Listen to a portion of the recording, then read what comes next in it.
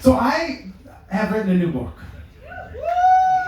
And the reason it's doing well is because it wasn't my idea.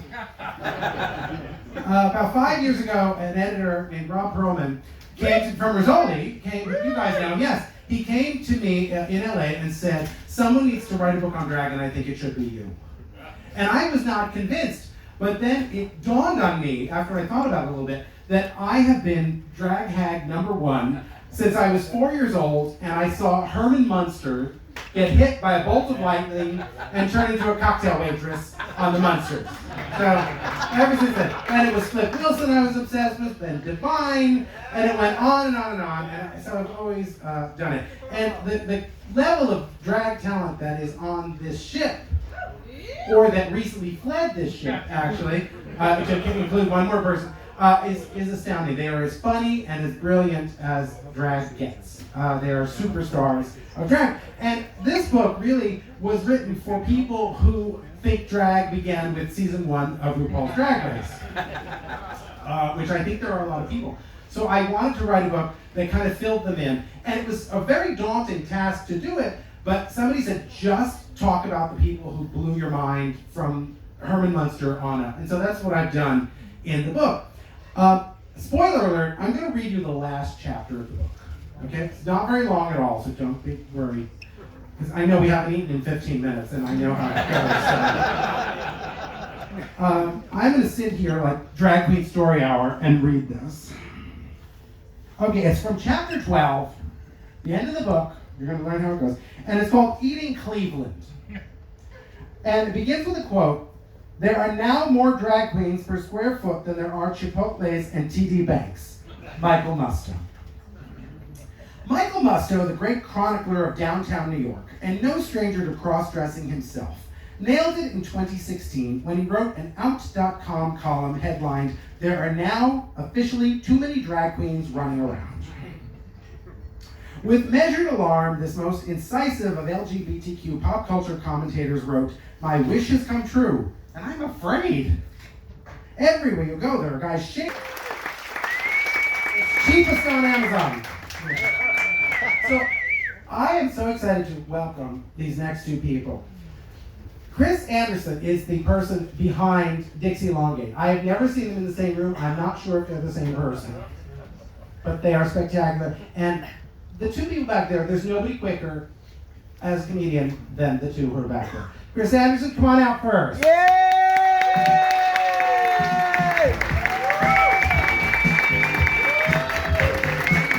Love you. And Holland, she's the grand poobah of the Golden Girls with a Z. As a B. Arthur impersonator, no one does it better. She's a brilliant song parody. She's a fucking funny comedian, okay? Please welcome the amazing Jackie Beats!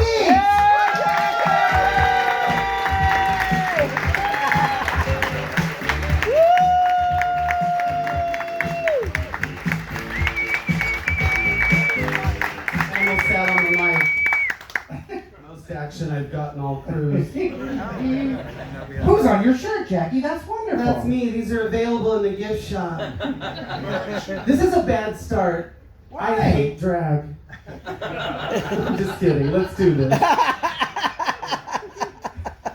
Kris, when did you who's the first drag performer you ever remember seeing, or person cross-dressing for work? When I was I used to live in LA, and when I was I was just out of college. Well, I was in college, and I started working at a now defunct bar called Studio One of the oldest gay bars in the country. I was a bar back there. I still have my T-shirt from those days, and there was a it's called the Backlot. It was a little performance space in the back of Studio One, and they had a group called the Campers. So they did shows 3 or 4 days a week. If you know the Campers, they are. This was going to be my answer. No, go ahead. It's ruined. So it was these 3 guys, and they did total booger drag. It was like with the bad wigs and the beard and the balloons as boobs, and they would do everything was lip synced, but it was not just songs. It was also dialogue, spoken word, and everything. And there was I would go back there and just watch them every single show. I would do my bar back crap, and I'd go back and just stare at them, and because they were so funny. they were just ridiculously funny, and I got so swept up in how hilarious you could be and how wry you could be at the same time, just sort of like counterpointing against what was happening. You know, these incredibly big songs were happening, and they're just kind of like could not be bothered to even enunciate the words. And to me, when I was a kid, I saw that and I was like, that's the coolest thing. That was so funny. There was so much commentary in what they were doing, and I kind of fell in love with it as an art form way before I ever did drag. And they were in the Valley too. They were LA, but they were the Valley, as I know. Yeah, they pop up everywhere. But Studio One, the back lot, was where they where was Studio One? Which part? Studio One is in it's right across from what is now the Abbey. Okay. So yeah, it became another club. I can't. What was the Southwestern bar in the Valley? Oil Can Harry's. Yeah, I think they performed there. And also, okay, so it was the Campers, and then somebody got into an argument with someone, and they started the Troopers. It was a separate little group, but it was just like, it worked if you were totally bombed. It worked if you were seeing them from across the bar. Like, it was just so broad and so smart / stupid. It just worked on every level. Yeah, I remember. It was like the Carol Burnett. Right. Sort of It wasn't drag. pretty. It wasn't glamorous. They weren't trying to be women. I mean, it was just campy, Henson and Campers, and that's why I fell in love with the comedy drag. I think first and foremost, before I ever saw kind of this beautiful fishy drag that is now so prevalent today. I dedicated the book to my first drag queen. It was a drag queen named Mimi who performed at a place called Charlie's West in East Orange, New Jersey. And we would go with our fake IDs and take our lives into our own hands because it was a really dangerous neighborhood. And she would wear like the Italian flag in sequins, and she wouldn't talk very well or anything, and it didn't matter. And she would lip sync to Where the Boys Are, you know. And everyone has a signature. And when she'd get to the line, I wait impatiently, she would do this. And her signature was jerking off to Connie Francis, was her thing. So. And we've all been there, so it's fine. I had a nickel. How did Dixie come about? Dixie came about. I was an actor in LA, and like any actor, your career ebbs and flows. And I was not working that much at the moment, and So mostly ebbed. So it ebbed. No, I did really well for a long time, and then all of a sudden there was a movie. There was a lesbian that became a Tupperware lady, very high profile folk singer called Frank. And so she was doing Tupperware, and then they did a documentary about her in the Tupperware world and going to and she represented very much like a man. She had a flat top, and she looked like kind of a 50s truck driver, like a 50s like milk truck driver. That was her how she represented in life. And so they did a documentary about her being at the Tupperware convention and her being a Tupperware lady and growing through the ranks there. And everybody thought she was a guy. And that was at Outfest at the Gay and Lesbian Film Festival. My roommate at the time had gone to it, and she was there, and she was like, "Who wants to do a Tupperware party?" And my roommate said, "I do." So he came home and he was like, "We booked a Tupperware party," which I thought was hilarious. I'm like, "Fuck yes," because it's campy, and why not? And so she came, she did the Tupperware party, and she was trying to recruit anybody that was there. And I had just done drag for my first time. I did a big fundraiser in LA. If you're in LA, you probably know it. It used to be called Battle for the Tiara, then it became Quest for the Crown, and now it's called Best in Drag Show. And it's a giant AIDS fundraiser. And I was involved in it for 3 years. And the first year, they weren't looking for drag queens, they were looking for like actors and dancers and comedians who could command the stage, because it's basically like a Miss Universe pageant. But you do evening gown swimsuit, interview, and talent.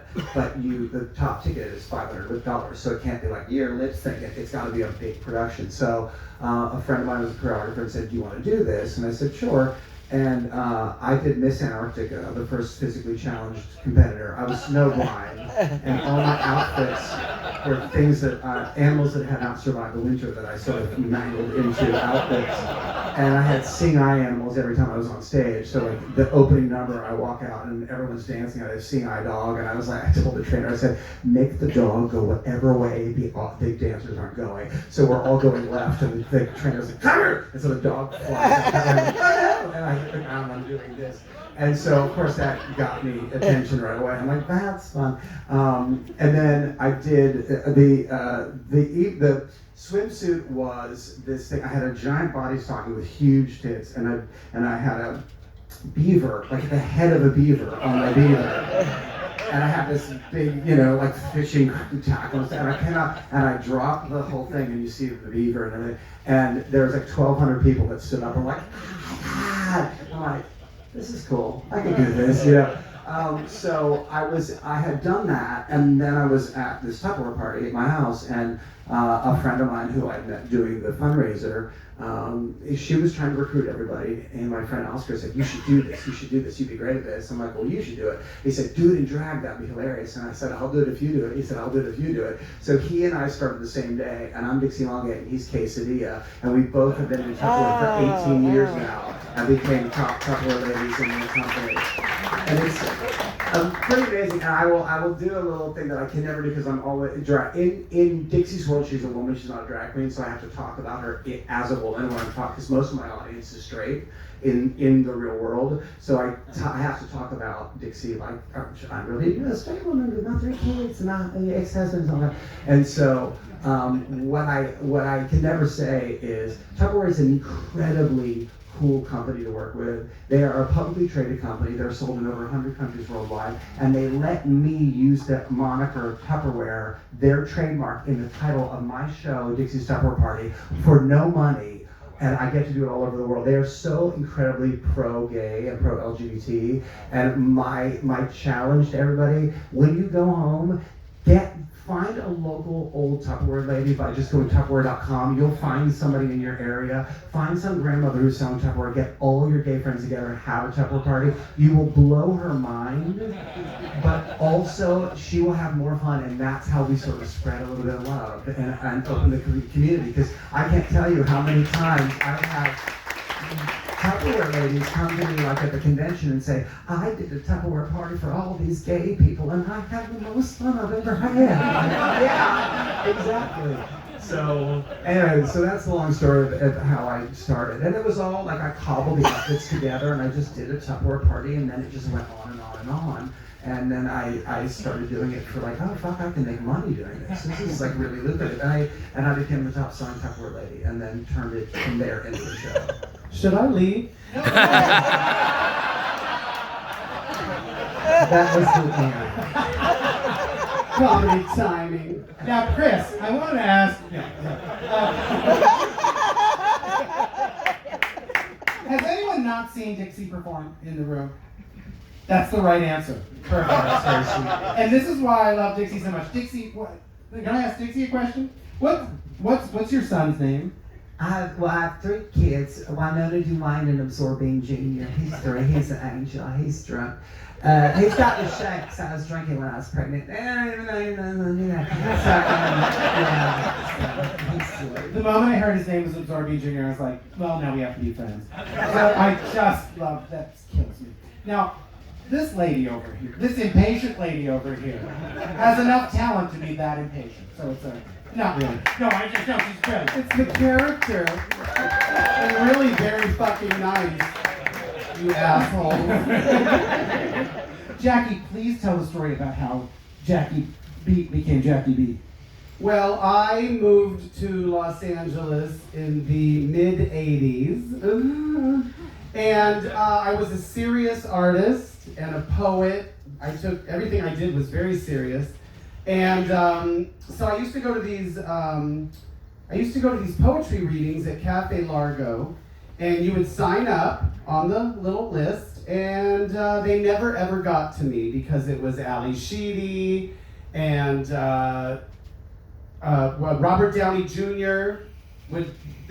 Sort of like these young actors would show up. They'd get bombed and read this horrible poetry. So they never got to me, and I went week after week after week, and one week I was like, I'm fucking over this. And I wrote this really funny sort of beatnik poem, And I came up with this, I did full drag. I did like a black page boy and a beret and black boots, black tights, a black skirt, a black turtleneck. Jackie, we know what all black means. Anyway, you don't look like you do. We were thinking of getting Vince from the team up here and just lying and saying it was Bob the drag queen. Anyway, so I went and they wouldn't even let me in the door. You know, like, no, you're a freak. So I went to Rage, and it was open mic night, and I read my poem, and I told people to snap, you know. I said, my name, oh, they asked me, what's your name? You know, because you have to sign up on the clipboard, and I didn't have a name. And I was like, oh my God, like, what's a beat nickname? I was thinking of Jack Kerouac and Jackie Kennedy and the Beat poets. So I just said, Jackie Beat. Like, you know, 30 years later, that's my name. So I signed up, and I won the contest, and, you know, that's all you need is, like, people laughing. And, yeah, that's it. I don't have any children. All of Jackie's children were nipped in the bud. Are you a drag mother to anyone? Either of you? Or? I am the drag mother to one person, and she is a biological female, the world famous Bob, the burlesque performer from New York. Yeah. And the only reason I am her drag mother is because we met at the Cock, the bar in New York that Mario, who's here on the cruise with me, opened. And I took one look at her and I'm like, bitch, you need a bigger wig and you need to trim those fucking lashes. And she was like, oh, you're my drag mother now. So, yeah. Is Dixie a drag mother? I'm on show tonight, 10:30. It's much funnier than this.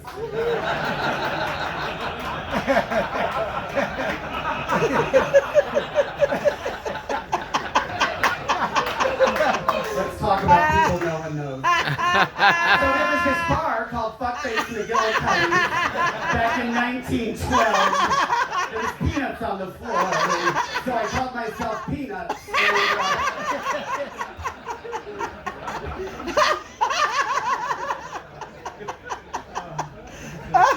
What was the question? No, I do not have a drag mother, and I am not a drag mother to anybody. And that, I mean, to give context, that is sort of like you were saying. That you'll hear that a lot, especially on Drag Race and everything. That people that get into it will have a drag mother that will kind of raise them and teach them how to do makeup and costumes and looks and create a name and a persona. And you're certainly not going to teach anyone how I'm to not do going to teach makeup. a damn person. That's what you want from drag, right? I just have a light dusting of powder, that's all. No, I didn't, and because I came into it a different way, I never came to the club scene. I came to it as an actor that did that fundraiser, and that's kind of how it got started. So I never went through that process. I have an incredible respect for the people that have gone through the trenches in the club scene, because that is, you know, as you had done, you know, in New York, that's something I never had to go through. If you see these people in the clubs, they're working their fucking tail off. They live with 4 people in a house on $100 each and tips, and that's how they create everything through duct tape and spit. So they really work hard to create what they're bringing to you. So when you see a drag queen in a club, tip them $1 or give them something, because they're working their asses off for that. And I never had to go through that, so I don't have sort of that drag lineage. And you can also tell, and this is not me, you know, ripping drag race drag queens a new one. But no, you can tell a queen who has done it night after night after night, year after year after year, who can deal with any situation, and then people who are like, have watched a TV show and like, oh, I could do that, and they go on YouTube and look up a makeup tutorial and do someone else's makeup, and you know, it's just a different approach. I always say, drag queens used to be the people who within a misfit society were even more misfit than everyone else. And, you know, they were always the queens in drama, and they knew all the lines to all the campy old movies. And now, I mean, I hate it. Everyone's a fucking drag queen. But I'm not bitter. Would we recognize early Jackie Beat, and how has she changed? Well, I used to really do full-on beatnik. Like, I wore combat boots, or, you know, like, it was pretty, yeah, it was a little punk rock. And my lips were completely different. They were like, almost like a bow tie. They were very weird. If you look at old pictures online, there's a few DeCaro types. It's an old photograph from your turn of the century. But, you know, yeah, very, very different looks. And then I went into a whole chola look, like really pencil thin eyebrow, sort of, yeah, a chola look. And yeah, now it's just natural. Yeah, subtle, yeah. Very sexy. What would Dixie now think of Dixie from the beginning? I was in New York a week ago with staying with my best friend, and he found an old videotape of one of my very first Tupperware parties, and it's hilarious because it's very, very slow. I'm not that funny. It takes me forever to get to the jokes when I'm doing it. And I didn't realize, oh, you have to get your wig redone. So I would go through months of this wig that just kind of fell and flattened, and it just like hugged my face. It looked horrible. It looked like the wig which is the West just melting. And the first outfit I had, I borrowed. I borrowed a gingham blouse. I knew it was going to be a country girl, but I wanted her to be a little more of that pill-popping housewife, and now she's become this just sassy, you know. A lot of people go, oh, she's so 50s. She's not at all. She's a current woman. She's trailer park chic. But you know, her outfits are all old tablecloths cut around the gravy stains and put them together. But she's kind of she's much more put together now, and I'm about to actually go through a little bit of a revamping of her over the next couple of months because of what I'm working on, to make her even a little like sexier and more unique.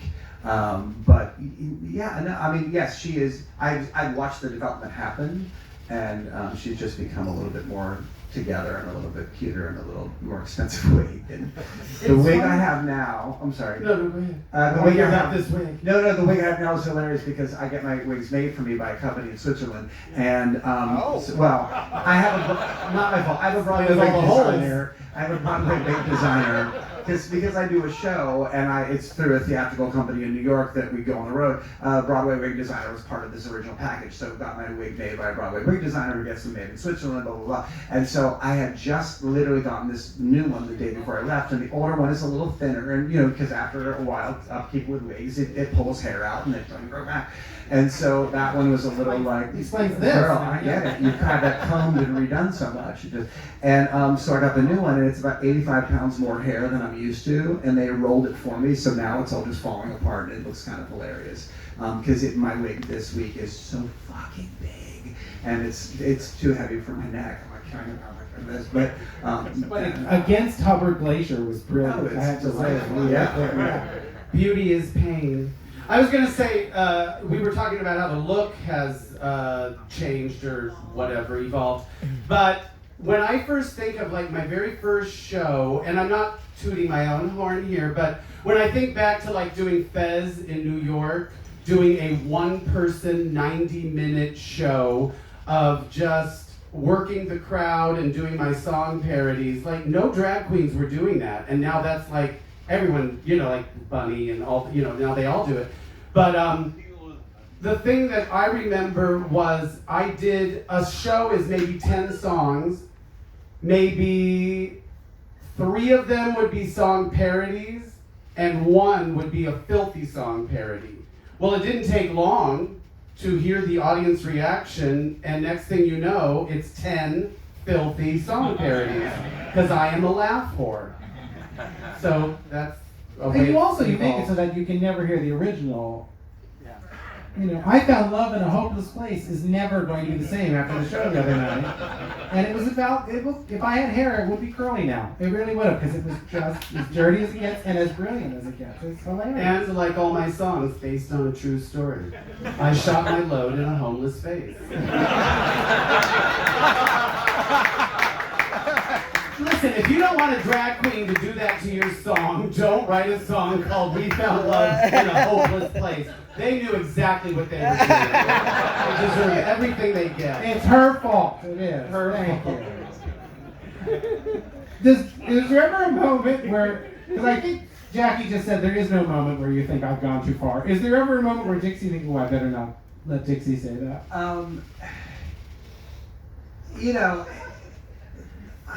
Michelle, I don't know that there's ever a moment that you go, well, for me, again, because I play art centers, mostly my audiences are straight with the, sort of the 10% gay audience that is part of the art center makeup. I'm aware of that, so I know how to kind of play that line, but I definitely push it a lot further than most shows do, and I think it's interesting because it makes people, it kind of pulls people over to your side. After a while, people go, oh, I had a joke in my second show, which the producer of the show kind of fought with me on this line, because I say this line, I go, I'm talking about how we need more happy hours in the world, and I'm like the good book says, when you get on your knees, Jesus comes. And that line, the producer fought because it's really early in the show, and I'm like, no, that has to be here because I need people to know what train they're getting on. The original line is, when you get on your knees, Jesus comes. That's why I pray with my mouth open, so it can fill me like a vessel. But then I was like, okay, I'll back off the second part of that. But the first part, I'm like, no, I'm keeping that in because I think it's important because Dixie doesn't know that she's saying the wrong thing, which is kind of the thing about her that I like. She's sort of innocent to the fact that, oh, I stepped in it. And that's why I think people galvanize to her particularly, because they're like, oh, I think those things and I say those. Like, I don't say, come in a homeless face. Like, that would be which I love. What you just said is worse. As a Christian. But this is what's so fun.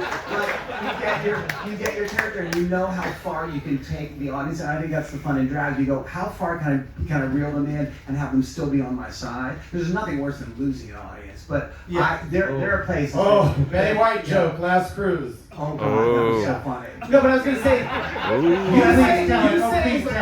you saying that line that early in the show is like Janet Leigh getting murdered in Psycho early in the movie, spoiler alert. Because then you're like, oh my God, anything can happen. Yeah. Oh, I made a joke. I said, I walked out on stage and I said, I have the deluxe internet package, and I made the mistake of going online right before I walked out here, and I want to dedicate, I just saw the news, and I want to dedicate this show tonight to Betty White. And then the audience is like, what? And I'm like, she was our last surviving Golden Girl, and they're just like, oh my God. And I'm like, she's fine. This is a little something I like to do with a predominantly gay audience. I actually wish she would fucking drop dead. She's everywhere. Anyway, literally booing at the top of their lungs.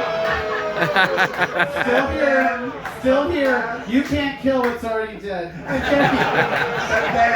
So the last day, they go and introduce all of the entertainers and give us one last bow. So Jackie went out with this big sign that just pulled down and said, "Betty White is not dead." To the floor. Yeah. Jackie, you particularly delight in getting people to laugh at something that they don't want to laugh at. And that's when they get mad. Like, I do not want to laugh at that, but you made them laugh and they get mad. Yeah. Well, here's my thing. First of all, I used to write for Joan Rivers. No one told Joan Rivers not to make a fucking Holocaust joke. That's literally how we have survived as a species. I don't need to joke about sunshine, lollipops, and rainbows. I need to fucking make a joke about pedophilia, Trump, and AIDS. That's what I need to laugh about. It's a release. But people want their comedians to be outrageous and outlandish, but then and push the envelope, the moment you put your toe over the line, their personal line, you never know what it is. You can make 300 rape jokes and all the gay guys are laughing and there's some girl in the corner being triggered. And then you make one joke about, I sing, undetectable, it went away. And there are queens that are freaking out, like, oh, absolutely not. So you never know where the line is. But my point is, when you see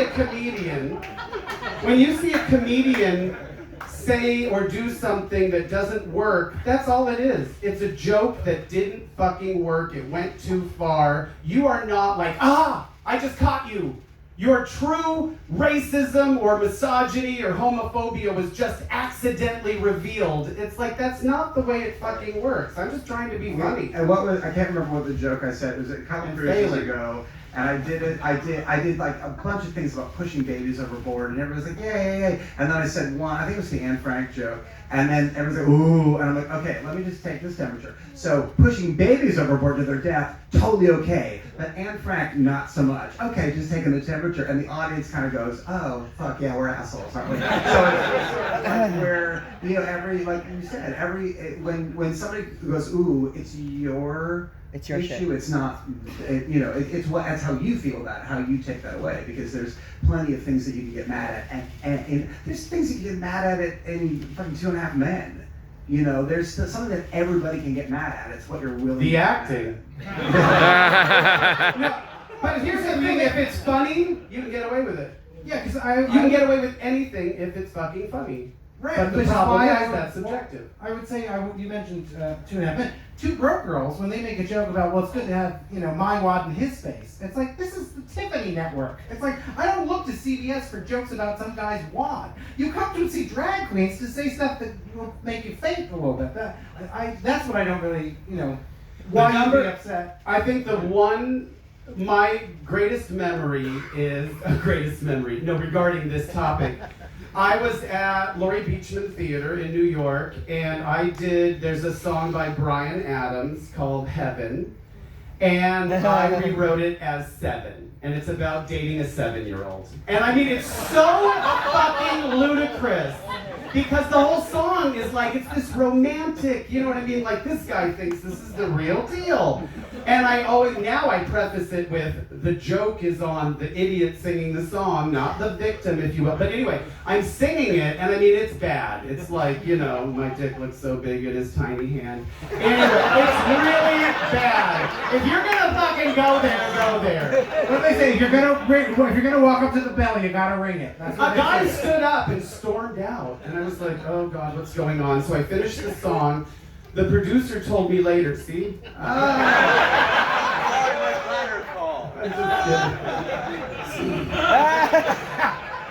No, but he went to the manager and said, I work in Child Protective Services, and it's illegal to even sing about such a thing. I'm calling the police!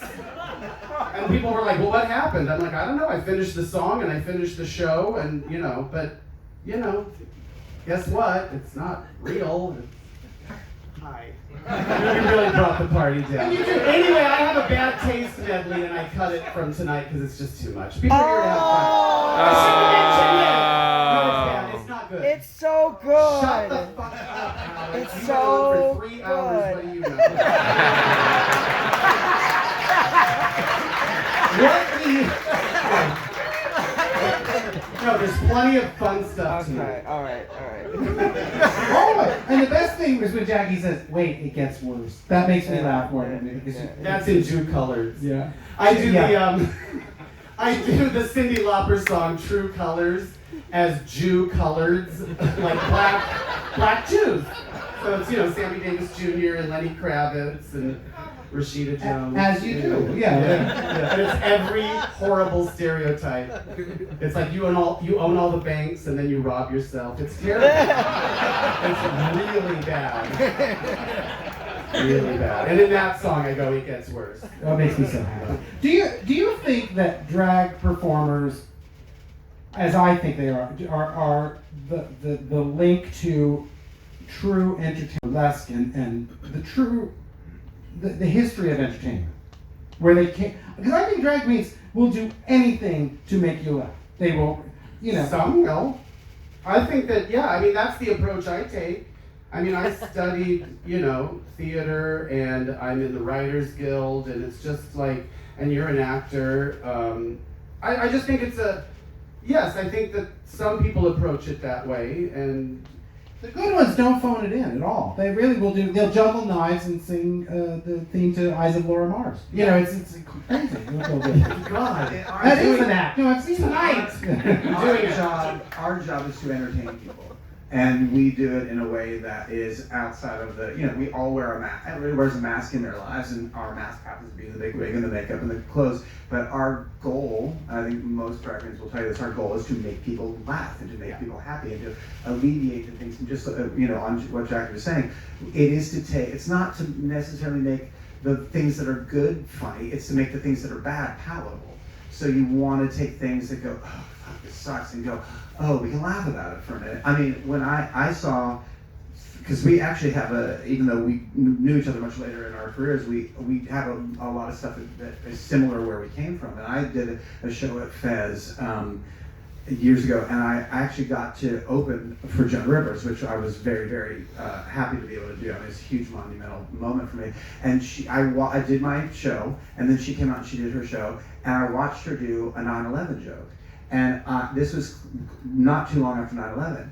And the audience immediately booed her, and she said, fuck you, if you don't laugh, the terrorists win. And she got the entire audience to turn their perspective to her. She did a joke about it. She's like, if you knew it was going to happen and you couldn't do anything about it, who would you invite to meet you up at Windows of the World at 8:30 in the morning? Like, you know that 500 you owe me? Come, it's fine. I'll buy you lunch or buy you breakfast. Just come up to Windows of the World, which is the restaurant on the top floor of the trade towers. And the audience was horrified by it.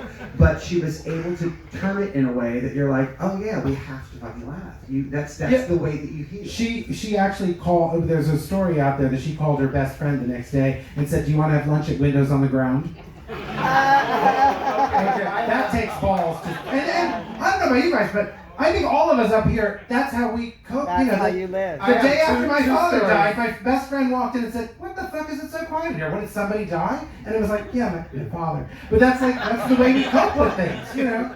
2 months after 9/11, I had my Christmas show at Fez, and I sang, I'm afraid now to fly, I'm convinced that I am gonna die. It was just all about, like, the president says get on a plane. I'm like, you fucking easy for you to say. You're not getting on American Airlines. Anyway, it was like, I said, tragedy plus time equals comedy. And I said, and I don't know about all of you, but I need to fucking laugh right now. So I did that song, and I talked about how I went to Ground Zero, and there in the rubble, I saw it. New York Stocking Exchange. The store where I buy all my pantyhose and tights. And then I stamped both legs down and I said, so these it was still there. So these twin towers will always be here and looking glamorous for all of you. And they were like, yay, they loved it. So, but the other thing is, I was at Joan Rivers. I was writing for Fashion Police. I was at Joan Rivers' house the day of the Grammys, the day after Whitney Houston died. It was me, her head writer, Tony Tripoli, and Joan. The jokes were, vile. Like 3 fucking 8-year-olds who can't, it was horrible, and we just couldn't control ourselves. And we just kept making these horrible Whitney Houston jokes. And it was the first time I'd ever worked with her or met her, and she just went, get it all out. We can't say any of this on television. I don't want to. I'll get sick if I don't let it out. I agree. I want to ask you guys one more question, then we'll take a few questions from you guys. How do you feel about the notion that drag has gotten incredibly mainstream over the since the advent of Drag Race? And I'm not looking for you to, I'm not saying, please be shady about it. I don't, just really, how does it feel to be more mainstream? It doesn't come naturally for me to be shady. I'm happy about it because just like the gay community has made major strides and become more accepted in the world, drag is a piece of that helps more people go, oh, when you see, and I've never been to DragCon, but I know a lot of people have, and you'll see kids, if you look at Instagram or Facebook, you'll see kids that go to DragCon with their straight parents, and the kids are all in drag, and the kids are the ones who force their parents to come. And we have a parent right here that did that exactly. But I think there are pieces of that obviously elementally you can pick all that apart, but I think it's valuable because it's putting things, anytime you make something mainstream, it demystifies it and it makes it more accepted. And then you see the true colors of people who are fighting against it. You're like, well, you're just an asshole. Like, stop fighting against something that people love so much. And it's, we're entertainers, we're performers. What's to hate about it? Point, counterpoint. No, I appreciate it. No, listen, it's the same, like what you said. I think of gay rights. I love that people can walk down the street holding hands and not get beat up. Who can argue with that? But it has lost a little of its underground mystique. Even just the whole gay I don't want to say lifestyle, just the community and just the whole experience, you know, like, so, and drag specifically, like, there's a part of me that's like, oh, kids, and then I'm like, kids? Like, can't we just, I knew this drag queen named Bradley Picklesheimer, and he had this thing, like, keep drag dangerous. I just want it to be, and listen, okay, I'm walking out on stage. I have flown, you know, across the country. It's an outdoor gay pride festival. I'm walking up the steps, and it's like, now remember, Jackie, it's all ages and family friendly. I'm like, what? Why the fuck did you hire me? So I tell people, I'm like, go have a cigarette, take your kid for a snow cone, because I'm about to talk about, you know, fucking sucking 2 dicks at once. And that's the toned down version. I was gonna say, Seriously, 3. no, because when I interviewed Lady Bunny for the book in her Q&A, she said, whenever they call me to do a pride, she said, I tell them, you do know I'm a skank, right? That's her line. And she said, then take your kids for a corn dog right now, because it's going to be filthy. In my show, I say fuck in my show, and I just did the show the other day, and there were 2 parents and 2 kids in the front row, and I was like, oh god, here we go. And you know, and it's a very positive show. It's got a positive message to it. But I say this thing where I go into the audience and I make somebody say "fuck you" as to the reaction of, if anybody ever threw you under the bus, if anybody ever just said you don't matter, what would your reaction be? And it's all based on women being thrown back into the kitchen after World War II with Rosie the Riveter, and like, you know, and that's where where Genesis came from. And I said, what would your response be? And the goal is to get them to say "fuck you," and it's meant as a rallying cry. And I said it, and then I try to get the person to say it, and they go, there are kids there. And the little kid goes, I say fuck you all the time. And I was like, I turn around and say, where'd you hear that? And he goes, from my dad. I'm like, okay. I'm like, yeah, it's out there. You know, you can't hide anything from kids anymore. So it is, and I always think the cream will rise to the top, as with everything else. So you're going to have people like, you know, the people that our legacy people that have done it and fought and been in the trenches and been these I mean, because you have been doing Ow, my fibromyalgia.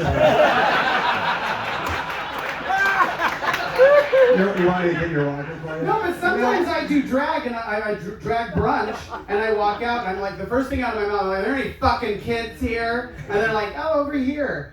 And I'm just like, you know, if there's anything you don't understand, just ask your kid. They have the internet, they know it all. They think I'm going to say, yeah, so these kids have seen it all, heard it all, please. So I do the rimming race for the show, and it was so funny because I was seeing I was in Cleveland doing the show, and my mom and sister came to see it, and then one of my parents' friends, when I was a little kid, she came to see it with her son, who was my friend when I was a kid. They came to see it, and we went out after the show. We were talking about the rimming race, and this guy Scott was like, "Oh my god, that rimming race was hilarious! I couldn't believe it." And it was like some grandmother up there going, "I rim all the time," and I'm like, "That's why I wrote this." And so this woman, Sharon, turned to her son, this woman that I knew when I was little, and she said, "Now, what is rimming?" And I was like, "You're gonna take that one, Scott," because he's like, "I'll explain it to you when we get home."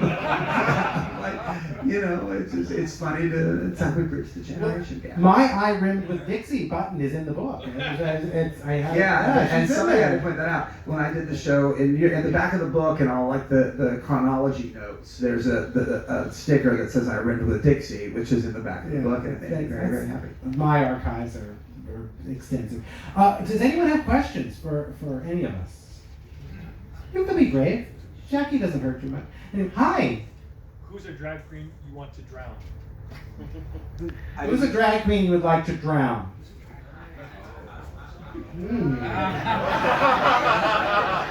This is awkward.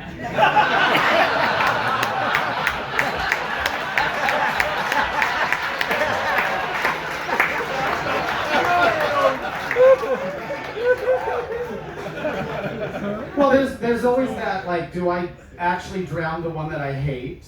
Or do I drown the one who is the most successful and I'm fucking bitter?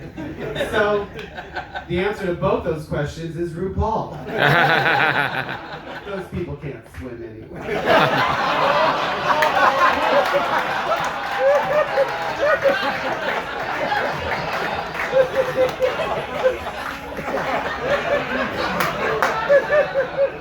like people who never learned to swim. They don't even know. Who would you drown? Drown? I don't know that. God, can I think of anybody that I would like to drown? No, What if Trump put on a little lipstick? that one I would like to drown. Yeah, no. Wait a minute, you know what? Yeah, Rudy Giuliani was a drag queen because he did a number Oh of yeah, that was gross. You You could remember drown that? Did him. anybody see that Rudy Giuliani? Yeah. Rudy, I think. And he's like, man, don't put your head in my tits. And I'm like, oh my God, you're the governor of the fucking state. What are you doing? Or mayor. Mayor of New York. I blocked it out. I didn't care. No, I don't know that. I mean, I don't know that there's anybody I'd want to drown. There are people that I'd like to, Slap open. I'd like to push off a cliff, with the sightseeing. But no, That's even worse than drowning a person, throwing them off a because cliff. you know you're gonna die so much longer when you're drowning. Yeah, I don't know if I want to kill her, but I was mad when Ross Matthews said to Miss Vanjie, "You're not the Meryl Streep of drag," and he said, "Who dat?" And I just was like, because I feel like, that was, because I'm like, if I have to know who Cardi B is, you have to know who Ella Fitzgerald is. That's the deal. There are times that I'm like, too fucking better. But yeah, there's nobody that I don't want to kill him. I just want to hit him I don't with want to be salmon. put into papers when I start doing it. I don't want to be blamed for the murders. But yeah, it's simple. Another question? Hi. Hi. So I want to know about Dixie's name, and particularly, like, do straight people figure it out? No, most of the time, no. He asked a question about my name. So Dixie Longate is the full name, and most people don't get it. It's Dix Elongate. It's erection, basically, and people don't get it, and which is great for me because when I do press, like every city that I go to with a show, I'll do press and I'll get on the TV, and it always makes me happy because if they don't get it on the TV, like on the news, morning news shows, they'll be like, Dixie Longate's here, Dixie Longate, and you get fined from the FCC for saying it, which makes me really happy. So like Dixie Longate, and then when they figure it out, they go, Miss Dixie's here, and so I always know who's figured out my name. And one of my favorite stories was a friend of mine from LA, Michael Warwick, was talking, who I think you guys probably both know, was talking to his mother and was saying, his mother said, "Oh, I saw Dixie Longate on like on TV or something. I saw some YouTube clips or something. Dixie Longate, Dixie Longate." And Michael said, "My dad kept yelling, Mariel!" in the background because every time she said it, he didn't know what the context was. So she kept saying, "Dixie Longate." And he's like, Mariel! And he kept hearing her being yelled at like that. That made me laugh so hard. No, but I've had people that have come up to me. I still don't think my mom gets it 18 years later. But I've had people come up to me like 5, 6, 7 years later and be like, "I just fucking got your name." I'm like, okay. Close friends of mine. So yeah, it was one of those things that you have to make a drag name up. It was one of the, what would your porn name be? And I'm like, well, I wanted to be Dixie, and I want to say this thing. So my best friend and I were coming up with drag names one time, and he came up with Frida Day, which I thought was really funny, and I came up with Dixie Longate, and we were like telling people, and everybody thought Frida Day was hilarious, but nobody got Dixie Longate. I'm like, I'm sad. And then when I started doing it, I'm like, well, I have the name, I'm going to use it, and it just stuck. So. One last question, maybe? Hello. All right, if Anybody another want to do drag, and you're just too scared to start? Because she's looking for somebody to be a drag daughter. Don't do it. I will say, like on the thing with Miss Vanjie, it's like, now listen, again, I'm not bitter. I think that's pretty obvious. She was voted off first, and then just said her name, and it was kind of like lightning in a bottle, and I realized it was a moment, but now this is what's considered legendary. Do you know what I mean? Like, Miss Vanjie is legendary. I've done this for 30 fucking years, like I wrote for this person and that person, I've been all over the fucking world. It's like, let's just save that word for the old cunts. all of whom, Sorry, lesbians. all of whom are in drag. Come and give it a At 6 o'clock, there is going to be an audience with B. Arthur and the foremost expert on Golden Girls, Mr. Jim Coligi, my husband, author of Golden Girls Forever, and they're going to do a Golden Girls trivia contest, and the prizes are really good. And I just want to say one thing: please buy my book on Amazon if you like it. They're both in it in beautiful ways, and it's really it's fun. If I say so myself. The other thing is anyone single in the room? And I'm not asking for myself. Is there anyone single in the room? Back there. Okay, 1, 2, 3. Okay. If you meet someone and they don't like drag queens and they say they're bad for the community, fuck them once and don't give them your number. Give everything to that last one, because that's not a boyfriend or a husband. A husband likes drag, okay, and then does it every once in a while just for fun.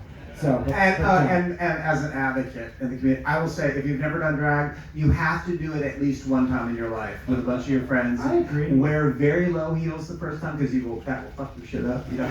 But there is nothing more freeing than doing drag. Going out and doing it, even if it's the worst way you could possibly look. It's actually a really fun way to get in touch with a piece of yourself that you didn't know existed. So yeah, I really strongly recommend. And when I was in college, there was a greeting card that I still quote to this day. It said, the definition of macho is 5 flannel shirts, 5 pair of jeans, and 1 perfect black cocktail dress. So that is the distinction that's what we're looking for. Thank you all so very much. Continue to have a wonderful time with us. Thank you. Here's the ladies, Jackie B, Trixie Logan, Jackie B, 2 of the funniest, quickest, smartest people you're ever going to see. See them as many times as you can. If I had to drowned, it wasn't me.